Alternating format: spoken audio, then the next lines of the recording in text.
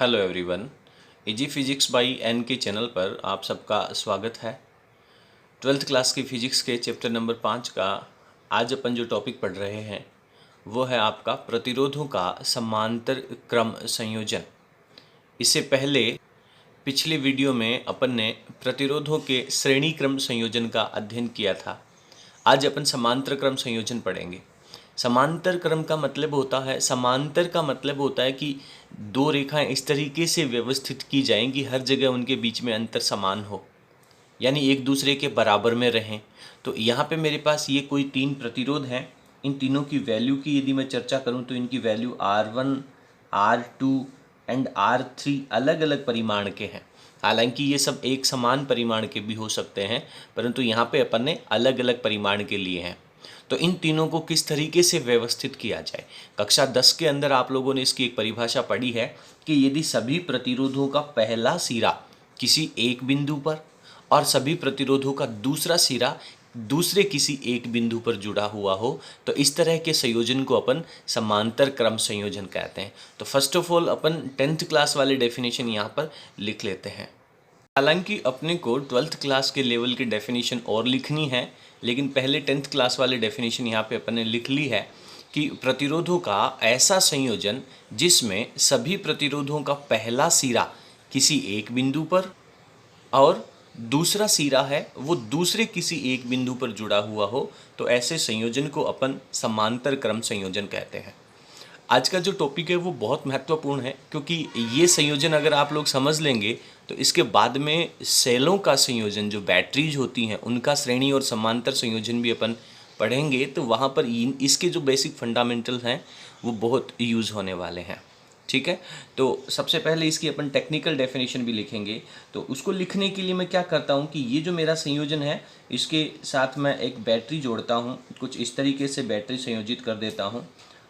ये जो बैटरी है ये इसका पॉजिटिव टर्मिनल है, ये इसका नेगेटिव टर्मिनल है। अपन ने पिछले वीडियो में भी चर्चा करी थी कि पॉजिटिव टर्मिनल होता है वो उच्च विभव के सिरे को बताता है, हाई पोटेंशियल को बताता है, और जो नेगेटिव होता है वो लोअर पोटेंशियल को बताता है।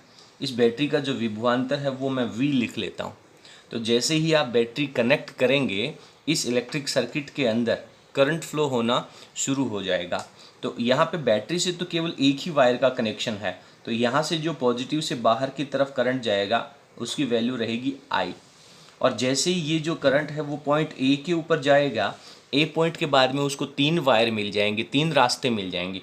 मान लीजिए यहाँ से कोई एक गाड़ी आ रही है और वो यहाँ पे A पॉइंट के ऊपर जाती है, तो उसको आगे से तीन रास्ते मिलते हैं। बताइए वो गाड़ी कौन से रास्ते से होकर के जाना पसंद करेगी? आप डेफिनेटली कहेंगे कि सर जिस रास्ते के ऊपर अवरोध कम होगा, बैरियर कम होगा, जाना आसान रहेगा, उस रास्ते से होकर के जाएगी। तो सिमिलरली यहाँ से आने वाला जो करंट है वो भी उस प्रतिरोध के अंदर से जाना चाहेगा जिसका प्रतिरोध का वैल्यू कम होगा। बात क्लियर है? हालांकि आपने बिल्कुल स्पष्ट लिखा है कि सर तीनों के प्रतिरोधों की वैल्यूज़ अलग अलग हैं, अपने को पता नहीं है कि कौन कम कौन ज़्यादा है। इसलिए अपन क्या करेंगे कि तीनों में से जाने वाला जो करंट होगा वो डेफिनेटली समान होगा कि अलग अलग होगा। तीनों प्रतिरोध अलग अलग वैल्यू के हैं, तो सर जो करंट जाएगा वो भी तीनों में से अलग अलग परिमाण का जाएगा। बात क्लियर है? ठीक है। दूसरा मैं आपसे कहता हूँ कि यदि मान लीजिए ये तीनों प्रतिरोध समान परिमाण के होते, कितने भी हों लेकिन समान परिमाण के होते, तब ये जो करंट है वो कितना कितना जाता। तब आप कहेंगे कि सर ये जो आने वाला करंट है वो तीन भागों में डिवाइड हो जाता। जितनी भी वैल्यू आ रही थी उसका तीसरा हिस्सा है वो हर एक प्रतिरोध के अंदर से गुजरता। यानी उस केस में आप कहेंगे कि प्रत्येक प्रतिरोध के अंदर से समान परिमाण की धारा प्रवाहित होती है। ठीक है, लेकिन वो जो धारा है वो करंट आने वाले करंट के इक्वल नहीं होगी, आने वाले करंट से कम हो जाएगी, भागों में डिवाइड हो जाएगी। ठीक है, तो यहाँ पे मैं कह देता हूँ कि इसमें से करंट I1 जा रहा है, इसमें से करंट I2 जा रहा है और इसमें से करंट है वो I3 जा रहा है। तीनों एक दूसरे के पैरेलल में जुड़े हुए हैं, समांतर में जुड़े हुए हैं, इसलिए इन तीनों के सिरों के ऊपर जो विभवांतर होगा वो समान होगा। बात क्लियर है? अच्छा, अब देखिए आप इसकी दूसरी डेफिनेशन कैसे लिखेंगे। पिछले श्रेणी क्रम संयोजन के वीडियो में आपने इसकी टेक्निकल डेफिनेशन कैसे लिखी थी? आपने कहा था कि सर यदि तीनों प्रतिरोध अलग अलग परिमाण के हैं उसके बावजूद भी उनको कुछ इस तरीके से जोड़ा जाए कि प्रत्येक के सिरे पर विभवांतर अलग अलग हो। अलग अलग परिमाण के प्रतिरोधों के सिरों पर विभवांतर अलग अलग अगर यदि है तो वो श्रेणी संयोजन है। और यहाँ पे अपन क्या कहेंगे कि प्रतिरोधों का ऐसा संयोजन जिसमें अलग अलग परिमाण के प्रतिरोध हैं, फिर भी उन सब के सिरों के ऊपर जो विभवांतर होगा वो समान होगा। इस तरह का जो संयोजन है वो आपका समांतर क्रम संयोजन कहलाएगा। तो अब अपन इसकी टेक्निकल डेफिनेशन यहाँ पे लिख लेते हैं। तो यहाँ पे अपन ने परिभाषा लिखी है कि प्रतिरोधों का ऐसा संयोजन जिसमें अलग अलग परिमाण के प्रतिरोध, सभी प्रतिरोध हैं वो अलग अलग परिमाण के हैं, परंतु प्रतिरोधों से प्रवाहित धारा भी तो अलग अलग है। सारे के सारे प्रतिरोध अलग अलग परिमाण के हैं तो उनमें से प्रवाहित धारा तो अलग अलग है। श्रेणी क्रम में क्या था कि प्रतिरोध चाहे कितने ही परिमाण का हो, समान हो या अलग अलग हो, सब में से प्रवाहित धारा क्या होगी, समान होनी चाहिए। लेकिन यहाँ पे अलग अलग परिमाण के प्रतिरोधों से धारा तो अलग अलग है, परंतु प्रत्येक के सिरे पर विभवांतर क्या होगा, इनको इस तरीके से जोड़ा जाए कि अलग अलग परिमाण के प्रतिरोधों के सिरों के ऊपर विभवांतर सब पे क्या रहे, समान रहे। विभवांतर क्या हो, समान हो। इस तरह का संयोजन है वो समांतर क्रम संयोजन कहलाता है। ये इसकी परिभाषा हो जाती है। तो 12th लेवल के ऊपर यदि आप लिखें तो अगर आप कम लिख पाते हैं या ज़्यादा समझ नहीं आता है तो आप केवल बेसिक ये लिखें, लेकिन अगर आप अच्छे मार्क्स लाना चाहते हैं तो आप लोगों को दोनों परिभाषाएं लिखना चाहिए। ठीक है। अब क्या करते हैं कि मान लीजिए कि ये इस परिपथ में आने वाली करंट आई है और इस पूरे प्रतिरोध का मैं तुल्य प्रतिरोध निकालना चाहता हूँ। ये जो कॉम्बिनेशन यहाँ पे है इसका तुल्य प्रतिरोध चाहता हूँ। तुल्य प्रतिरोध का मतलब अपन ने पिछले वीडियो में भी समझा था कि इन सभी प्रतिरोधों की जगह यदि एक अकेला प्रतिरोध आप लगा दें और उस प्रतिरोध की वैल्यू है वो कुछ इस तरीके से निकाली जाए कि इस पूरे परिपथ के परिमाण पर कोई प्रभाव ना पड़े, इस परिपथ में से बहने वाली धारा के ऊपर कोई प्रभाव ना पड़े। ठीक है। तो इसके लिए अपन लिखते हैं कि मान लीजिए कि इस पूरे परिपथ का जो तुल्य प्रतिरोध है वो RP है। P फॉर पैरेलल कॉम्बिनेशन लिखेंगे अपन। क्लियर है। तो यहाँ पे अपन चलते हैं। सबसे पहले इस परिपथ के बारे में आपने क्या क्या लेकर के चले हैं वो सब लिख लेते हैं। अपन लिखेंगे कि इसके अंदर आपके पास 3 प्रतिरोध R1, R2, R3 हैं जिनको चित्र के अनुसार समांतर क्रम में जोड़ा गया है। उसके बाद में उनको एक विभवांतर की बैटरी के साथ जोड़ा गया है। बिल्कुल क्लियर है ये सारी कहानी। जैसे ही आप इसको जोड़ेंगे तो परिपथ में बहने वाली कुल धारा तो I है और प्रत्येक प्रतिरोध में से बहने वाली जो धारा है वो क्रमशः I1, I2, I3 है और सभी प्रतिरोधों के सिरों पर विभवांतर V है। ये सारी बातें इस डायग्राम को देख करके लिखेंगे। बिल्कुल भी याद रखने की आवश्यकता आपने को नहीं है। क्या क्या दे रखा है कि इस सर्किट में कौन कौन से एलिमेंट आप लोगों ने काम में लिए हैं वो सब लिखना है पहले। यहाँ पे अपन ने ये जो परिपथ लिया है उसके बारे में लिखा है कि 3 प्रतिरोध R1, R2 एवं R3 को चित्र के अनुसार, आपने जो नोट्स लिखे हैं उनमें आप डायग्राम को देखते जाएं, चित्र के अनुसार समांतर क्रम में जोड़ा गया है। ठीक है। इन्हें विभवांतर V की बैटरी से जोड़ने पर, जैसे ही आप इन्हें बैटरी से जोड़ेंगे परिपथ में कुल धारा I प्रवाहित होती है, पूरे परिपथ में बहने वाली धारा, एवं प्रत्येक प्रतिरोध से प्रवाहित होने वाली जो धारा है वो क्रमशः I1, I2 एवं I3 है। अलग अलग परिमाण की धारा है वो भी अपन ने लिख दी है। अब अपन कहते हैं कि माना परिपथ का तुल्य प्रतिरोध RP है। P for parallel. पूरे परिपथ का जो तुल्य प्रतिरोध है वो भी आपने एज्यूम कर लिया, मान लिया है कि वो RP है। तो अब अपन ओम का नियम लगा देंगे।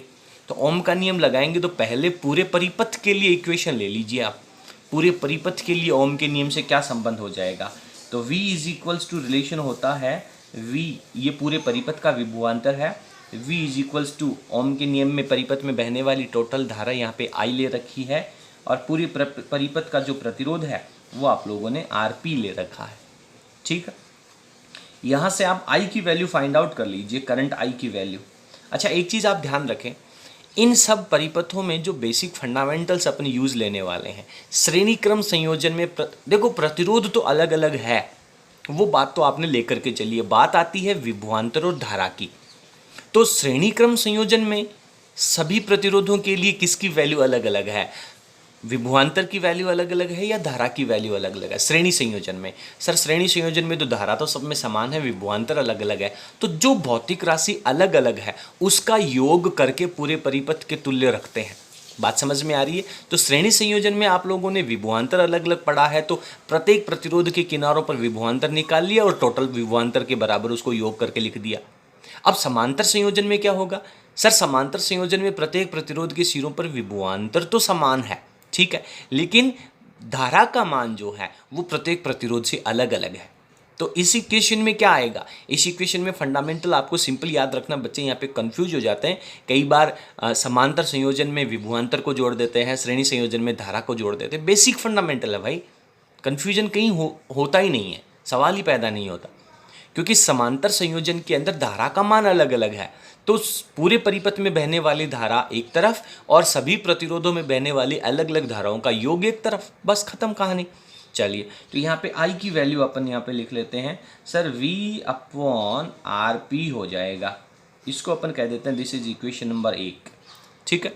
अब पहले प्रतिरोध के लिए क्या हो जाएगा? ये हो जाएगा सर V, विभवांतर तो सभी प्रतिरोधों के लिए समान है ना, V is equals to I1/R1। तो यहाँ से आप I1 की वैल्यू निकाल लीजिए, तो I1 की वैल्यू आ जाएगी आपके पास V/R1। इसी प्रकार से बाकी की इक्वेशन भी लिख सकता हूं मैं। क्या I2 की वैल्यू लिख दूं V/R2, कोमा I3 की वैल्यू क्या लिख दूं मैं V/R3, ठीक है।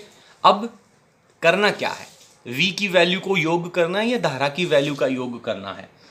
चूंकि I इज इक्वल्स टू पूरे परिपथ में आने वाली धारा है, वही तो तीनों प्रतिरोधों के अंदर विभाजित हो रही है, तो I का जो मान है वो I1, I2, I3 के योग के इक्वल रहेगा। सिंपल, आपके पास ये ऊपर समीकरण नंबर 1 है और ये नीचे आप लोगों को समीकरण नंबर 2 दे रखी है। समीकरण नंबर 1 और 2 से वैल्यूज रख दीजिए, तो सर ये हो जाएगा मेरे पास V/RP, this is equals to V/R1 plus V/R2 plus V/R3। अब आप यहाँ पे बहुत अच्छे से समझ रहे हैं क्या कि सर इस V से ये V कट जाएगा। क्लियर है ना ये बात? इस V से ये V कट जाएगा ना, बाकी के ऊपर V रह जाएगा। ऐसा नहीं है, इसमें अपन क्या करेंगे कि आपका जो ये जो राइट हैंड साइड है इसमें से सब के ऊपर से V कॉमन ले लेंगे। तो जैसे आप V कॉमन लेंगे, लेफ्ट हैंड साइड का V है वो राइट हैंड साइड के V से कैंसिल आउट हो जाएगा। और यहाँ पे मैं फाइनल रिजल्ट लिख लेता हूँ, तो मेरे पास फाइनल जो रिजल्ट आएगा वो आएगा 1/RP, this is equals to 1/R1 plus 1/R2 plus 1/R3। तो इस तरीके से आपके पास ये प्रतिरोधों का समांतर क्रम संयोजन के तुल्य प्रतिरोध का फॉर्मूला आ जाता है, रिजल्ट आ जाता है, जो कि आप लोगों ने कक्षा 10 के अंदर भी पढ़ रखा है। तो ये आप लोगों के लिए समझना भी बहुत इजी है। आपने कक्षा 10 में केवल यहाँ तक पढ़ा है। अब ये जो रिजल्ट आया है इसको अपन स्टेटमेंट के रूप में कैसे लिखेंगे, इसका स्टेटमेंट भी अपने को लिखना आना चाहिए, ठीक है। तो समांतर, आप एक एक लाइन को समझते जाएं, एक एक शब्द को समझते जाएं। समांतर संयोजन, किसका समांतर संयोजन, ये लिखने की ज़रूरत हालांकि नहीं है, फिर भी आप लिख दें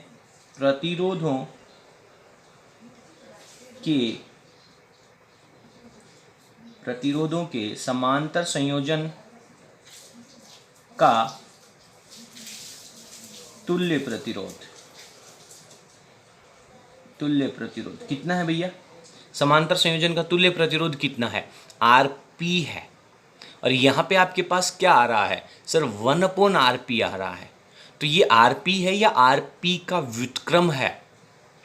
सर RP का व्युत्क्रम है। तो अपन लिखेंगे कि प्रतिरोधों के समांतर संयोजन के तुल्य प्रतिरोध का व्युत्क्रम, बात ध्यान देना, का व्युत्क्रम यानी उसका उल्टा, ये एक तरफ आ गया।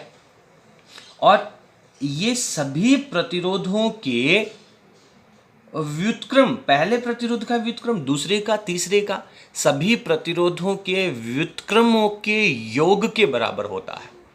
पहले अपन इसका व्युत्क्रम बनाएंगे, इसका भी व्युत्क्रम बनाएंगे, इसका भी व्युत्क्रम बनाएंगे, इन्वर्टेड बनाएंगे, आफ्टर दैट उन सबको जोड़ेंगे, तो व्युत्क्रमों का जो योग है वो इसके बराबर आता है। तो तुल्य प्रतिरोध का व्युत्क्रम सभी प्रतिरोधों, क्या लिखना चाहिए, सभी प्रतिरोधों के व्युत्क्रमों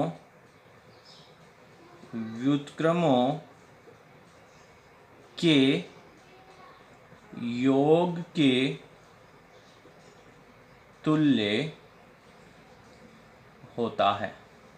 सभी प्रतिरोधों के व्युत्क्रमों के योग के तुल्य होता है। तो ये जो अभी आप लोगों ने मैथमेटिकल रिजल्ट लिखा है, ये उसका स्टेटमेंट आ जाता है। तो ये भी आप लोगों को यहाँ पे याद रखना चाहिए। क्लियर है? अब 12th लेवल में डेरिवेशन की कहानी तो यहाँ तक क्लियर है। अब बात आती है कुछ इंपॉर्टेंट क्वेश्चन की, जो आप लोगों के लिए कंपटीशन में भी महत्वपूर्ण है, बोर्ड के लिए भी महत्वपूर्ण है, और 12th लेवल पे सब याद भी होना चाहिए। ठीक है, यहाँ पे मैं चलता हूँ, एक छोटा सा नोट डाल करके। ये आप लोगों को अपने नोट्स के अंदर लिखना नहीं है, सेपरेट लिखना है। एग्जाम के अंदर यदि ये क्वेश्चन आता है तब आपको यहाँ पे लिखने की आवश्यकता नहीं है। ठीक है, तो करना क्या है कि मान लीजिए कि ये दो ही प्रतिरोध आपके पास होते, R1 और R2। बेसिकली कई न्यूमेरिकल्स में आपके पास दो ही प्रतिरोध लिखे हुए होंगे, उनकी वैल्यूज आपको दे रखी होगी। मान लीजिए ये दो ही प्रतिरोध होते, तीसरा नहीं है, तो इसको आप कैसे कैलकुलेट करेंगे? आपको वैल्यू 1/RP की नहीं निकालनी है, 1/RP की नहीं, RP की वैल्यू निकालनी है। तो पहले इसको आप सॉल्व करेंगे तो आपके पास LCM R1 R2 आ जाएगा, और ऊपर आपके पास R2 + R1 हो जाएगा। आफ्टर दैट आप RP की वैल्यू निकालेंगे, तो इनको भी आप इंटरचेंज कर देंगे। तो मेरे कहने का मतलब है कि जो RP की वैल्यू आ जाएगी, केवल दो प्रतिरोधों के लिए बात कर रहा हूँ, तो उसमें आपके पास R1 R2 का मल्टीप्लिकेशन ऊपर आ जाएगा, और R1 + R2 की वैल्यू है वो आपके पास बटा में आ जाएगी। तो ये एक बेसिक सा फॉर्मूला है। यदि आप लोगों को कभी भी दो प्रतिरोधों को समांतर संयोजन का तुल्य प्रतिरोध यदि निकालना है, केवल दो ही प्रतिरोध होने चाहिए, दोनों समांतर संयोजन में होना चाहिए, तो उसके लिए दोनों का गुणा करके उसमें दोनों के योग का भाग लगा दीजिए, तो आपके पास तुल्य प्रतिरोध आ जाएगा। और भी इसके बेसिक टिप्स हैं, इंपॉर्टेंट टिप्स हैं, अगले पेज के ऊपर अपन उनको लिखते हैं। अब अपना पहला जो इंपॉर्टेंट नोट है वो ये कह रहा है कि मान लीजिए आपके पास समान परिमाण के, बराबर बराबर परिमाण के कितने प्रतिरोध हैं? समान परिमाण, कितना परिमाण है प्रत्येक का? समान परिमाण R के n प्रतिरोध, n प्रतिरोधों को किस क्रम में? समांतर क्रम में। ध्यान दें, समांतर क्रम में जोड़ा जाए तो क्या होने वाला है? समांतर क्रम में जोड़ने पर तुल्य प्रतिरोध क्या होगा? सिंपल, तुल्य प्रतिरोध, क्योंकि डायरेक्ट न्यूमेरिकल बनते हैं यहाँ पर, और ये टाइम सेव करने वाले नोट्स होते हैं। ये जो नोट है वो बहुत इंपॉर्टेंट है, कंपटीशन एग्जाम्स के अंदर बहुत टाइम सेव करते हैं।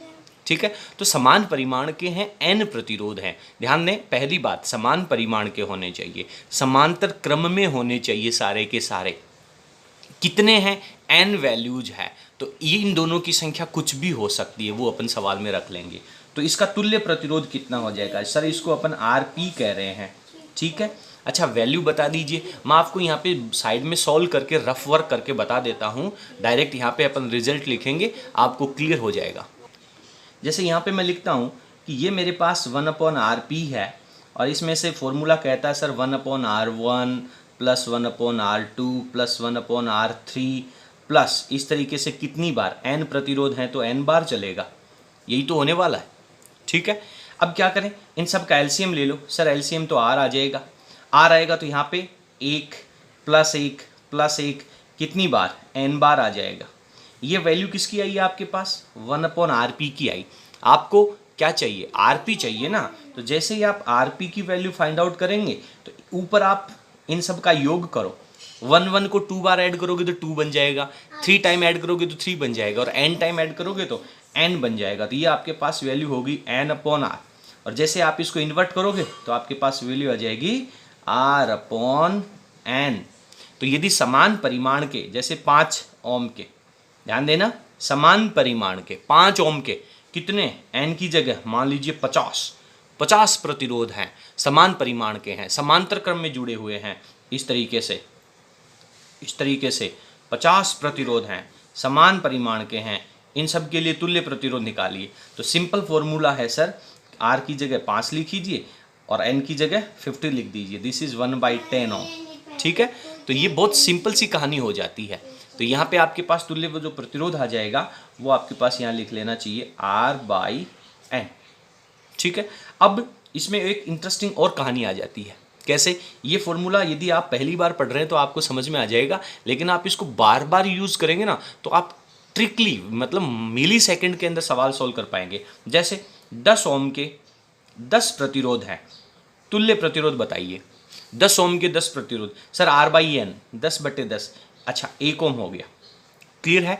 यानी एक बात मुझे समझ में आ गई कि जितने प्रतिरोध वैल्यू के प्रतिरोध हैं, अगर उतनी ही संख्या हो, जैसे 50 ओम के 50 प्रतिरोध हों, 100 ओम के 100 प्रतिरोध हों, 7 ओम के 7 प्रतिरोध हों, इन सबको समांतर क्रम में यदि जोड़ा जाएगा तो तुल्य प्रतिरोध 1 ओम बन जाएगा। यानी यदि आपसे ऐसा कह दिया जाए कि भैया 8 ओम के कितने प्रतिरोधों को आप समांतर क्रम में जोड़ोगे तो तुल्य प्रतिरोध 1 ओम आ जाएगा, तो आप बहुत सिंपल सी बात कहेंगे कि सर 8 ओम के हैं तो 8 प्रतिरोध यदि मुझे मिल जाएं तो उनका तुल्य प्रतिरोध है वो 1 ओम हो जाएगा। यानी 1 ओम वैल्यू निकालना आप सीख लीजिए। ठीक है, श्रेणी क्रम के अंदर आपने क्या पढ़ा था पिछले वीडियो के अंदर? यदि जैसे 5 ओम के प्रतिरोध हैं, 5 प्रतिरोध हैं, तो N × R दोनों को मल्टीप्लाई कर दीजिए। क्लियर था ना? जैसे 5 ओम के 5 प्रतिरोध है तो तुल्य वैल्यू है वो 25 ओम हो जाएगी। तो यहाँ पे आपके पास ये बेसिक एक फंडामेंटल आ जाता है। ये बहुत इंपॉर्टेंट पॉइंट है। अगर आपको ये समझ में आ गया तो ये समझ लीजिए कि आप इसके न्यूमेरिकल्स हैं उनको बहुत इजीली कर पाएंगे। दूसरा पॉइंट एक और देखिए, किसी R ओम R प्रतिरोध के तार को, R प्रतिरोध के तार को N भागों में काटा जाता है, काट कर। अच्छा मुझे एक बात बताएं, टोटल प्रतिरोध कितना था? R था। कितने भागों में काट लिया आपने इसको? सर इसको N भागों में काट लिया। तो काटा है, काटने से लंबाई कम होगी। प्रतिरोध का वीडियो अपन ने बहुत अच्छे से पढ़ा है, इससे पहले के वीडियोस हैं वो आप लोगों को पहले पढ़ रहे होंगे, तभी आप लोगों को आज के जो टिप्स हैं वो समझ में आएंगे। यदि आप उसकी लंबाई कम करेंगे तो प्रतिरोध भी कम हो जाएगा, क्योंकि आपने पढ़ा है कि प्रतिरोध है वो उसकी लंबाई के समानुपाती होता है। लंबाई आधी करोगे तो प्रतिरोध आधा हो जाएगा। तो फाइनली जो आपके पास R ओम का प्रतिरोध का तार था उसको आपने जैसे ही N भागों में काटा तो प्रत्येक टुकड़े का जो प्रतिरोध R' है वो आपके पास R/N हो गया। ठीक है, ये R ओम का प्रतिरोध था, उसको N भागों में आपने तोड़ा तो प्रत्येक टुकड़े का प्रतिरोध कितना हो गया? सिंपल, लंबाई उसकी N भाग लग गई तो R/N हो गया। ठीक है, अब सवाल क्या कह रहा है? काट कर, N टुकड़ों में काट कर सभी को, किसको? टुकड़ों को, सभी को समांतर क्रम में, ध्यान देना, समांतर क्रम में जोड़ने पर तुल्य प्रतिरोध क्या हो जाएगा? बहुत इंपॉर्टेंट प्रश्न है, डायरेक्ट पूछा जाता है। तुल्य प्रतिरोध, तो तुल्य प्रतिरोध को तो अपन Rp कहेंगे। अच्छा, प्रत्येक टुकड़े का प्रतिरोध कितना हो गया आपके पास? R'। और टुकड़ों की संख्या कितनी है? N। क्या ऊपर वाला फॉर्मूला लग रहा है यहाँ पे? क्या ऊपर वाली कंडीशन यहाँ पे अप्लाई हो सकती है? R ओम के प्रतिरोध हैं, सर R' हो गया। कितने टुकड़े हैं? N प्रतिरोध हैं। तो तुल्य प्रतिरोध Rp की जगह क्या लिख पाएंगे? Rp की जगह लिख पाएंगे कि तुल्य प्रतिरोध प्रत्येक प्रतिरोध की वैल्यू बटा में N। और R' की वैल्यू कितनी आई है अभी? R' की वैल्यू उसको भी रिप्लेस कर दीजिए, तो R' इक्वल्स टू हो जाएगा R/N और बटा में N लगाएंगे तो N² हो जाएगा। ये आपके पास तुल्य प्रतिरोध हो जाएगा। यानी एक पूरे तार को आप टुकड़ों में काटोगे तो प्रतिरोध कम हो जाएगा, फिर उनको समांतर क्रम में जोड़ोगे तो प्रतिरोध और कम हो जाएगा। देखिए, श्रेणी क्रम के अंदर प्रतिरोध बढ़ता है, समांतर क्रम में प्रतिरोध कम होता है। श्रेणी क्रम में तुल्य प्रतिरोध है वो सबसे ज्यादा परिमाण का जो प्रतिरोध जुड़ा हुआ है उससे भी ज्यादा होता है, लेकिन समांतर क्रम के अंदर जो सबसे कम परिमाण का प्रतिरोध जुड़ा हुआ है, जैसे 1, 2, 3, 4, 5 ओम के अलग अलग प्रतिरोध हैं, उनको समांतर क्रम में जोड़ दिया तो सबसे कम वैल्यू कितनी थी? 1 ओम थी। तो इन पांचों की जब आप तुल्य प्रतिरोध निकालेंगे तो वो रिजल्ट 1 ओम से भी कम आ जाएगा। क्लियर है? तो यहां पे अपन लिखेंगे डायरेक्ट, इसका आंसर क्या आ गया, समझ में आ गया होगा आप लोगों को। रफ में इसका जो मैंने विस्तार लिखा है वो सेपरेट साइड में लिख लेना चाहिए। तो ये हो जाएगा सर R/N का स्क्वायर। क्लियर है? चलिए नेक्स्ट पढ़ते हैं। बहुत इंपॉर्टेंट प्रश्न है, डायरेक्ट एग्जाम के अंदर सीधे पूछे जाते हैं। यदि R प्रतिरोध के N प्रतिरोधों को, R परिमाण है, N उनकी संख्या है, प्रतिरोधों को पहले श्रेणी में, सबको पहले श्रेणी क्रम में एवं बाद में किसमें? समांतर क्रम में जोड़ने पर, समांतर क्रम में जोड़ने पर प्रतिरोधों का अनुपात क्या हो जाएगा या क्या होगा, बताएं। देखें, R ओम के हैं, N प्रतिरोध है, तो पहले मैं इनको श्रेणी क्रम में जोड़ लेता हूं, तो इसको अपन RS कहते हैं। तुल्य फॉर्मूला क्या पढ़ा सर? N × R। उसके बाद में समांतर क्रम में जोड़ लेते हैं, तो समांतर क्रम का तुल्य फॉर्मूला RP, और RP की वैल्यू अभी आपने पढ़ी है, नंबर 1 वाला कंडीशन लगेगी। R ओम के हैं, N प्रतिरोध है, समांतर क्रम में जोड़ा गया है, तुल्य प्रतिरोध कितना होगा? R/N। तो RP की जगह क्या लिखूंगा मैं? R/N। अनुपात ले लीजिए, अनुपात लेंगे तो आपको क्या करना है? बटा लगा देना दोनों के बीच में। तो जैसे ही आप बटा लगाएंगे आपके पास आ जाएगा RS अनुपात RP बराबर, ये N है, इसको ऊपर भेज दूं, मैं इसको ऊपर भेज दूं, तो ये हो जाएगा मेरे पास N² R/R। ये N ऊपर जाएगा तो N का स्क्वायर R हो जाएगा, अपोन में R रहेगा, R से R कैंसिल आउट हो जाएगा, तो N² अनुपात 1 वैल्यू आ जाएगी। बहुत इंपॉर्टेंट प्रश्न है, ठीक है। तो ये इसका तीसरा नोट यहाँ पे हो जाता है। अब अपन आज के इस समांतर संयोजन के ऊपर आधारित कुछ न्यूमेरिकल, बेसिक से न्यूमेरिकल हैं, उनको अपन क्लियर कर लेते हैं। आफ्टर दैट अगले वीडियो के अंदर अपन श्रेणी और समांतर दोनों संयोजनों का मिक्स, जो मिश्रित संयोजन होगा, उसके न्यूमेरिकल्स पढ़ेंगे। वो बहुत इंपॉर्टेंट होंगे बोर्ड एग्जाम के लिए भी और प्रतियोगी परीक्षाओं के लिए भी, और कुछ और महत्वपूर्ण तरीके के सवाल भी पढ़ेंगे। आफ्टर दैट जब अपना ये यूनिट कंप्लीट हो जाएगा तो 2013 से 2020 तक के सभी पेपरों के अंदर जो आए हुए प्रश्न हैं उनके बारे में भी अपन डिस्कशन करेंगे।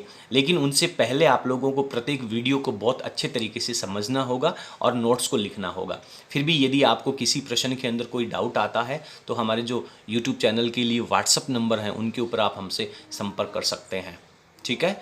चलिए कुछ क्वेश्चन है, पहले मैं आप लोगों को क्वेश्चन बता देता हूँ। क्वेश्चन नंबर 1 है, वो ये कह रहा है कि 5 ओम के 5 प्रतिरोध, ध्यान देना भैया, मैं ज़्यादा विस्तार से लिखूंगा नहीं, 5 प्रतिरोध हैं, ये समांतर क्रम में जुड़े हुए हैं। किस क्रम में है? समांतर क्रम में। तो तुल्य प्रतिरोध मुझे बता दीजिए, इसका RP की वैल्यू बता दीजिए। दूसरा क्वेश्चन है, 5 ओम के हैं और ये 7 प्रतिरोध हैं। कितने हैं? 7 प्रतिरोध हैं, ये भी समांतर क्रम में जुड़े हुए हैं, RP की वैल्यू बता दीजिए मुझे, ठीक है।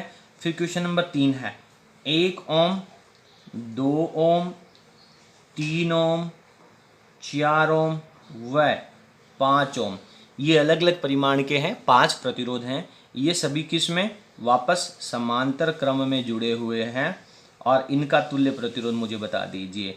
इसका तुल्य प्रतिरोध निकालने के लिए मैं आपसे कहना चाहूँगा कि यदि आपने हमारा जो चैप्टर नंबर 4 के वीडियोज़ हैं, यानी जो कैपेसिटर संधारित्र वाले जो वीडियोज़ हैं, वो आपने अच्छे तरीके से पढ़े हैं, तो वहाँ पे ये न्यूमेरिकल अपन ने बहुत शॉर्ट एंड स्वीट तरीके से अलग फॉर्मूले से सॉल्व किया हुआ है।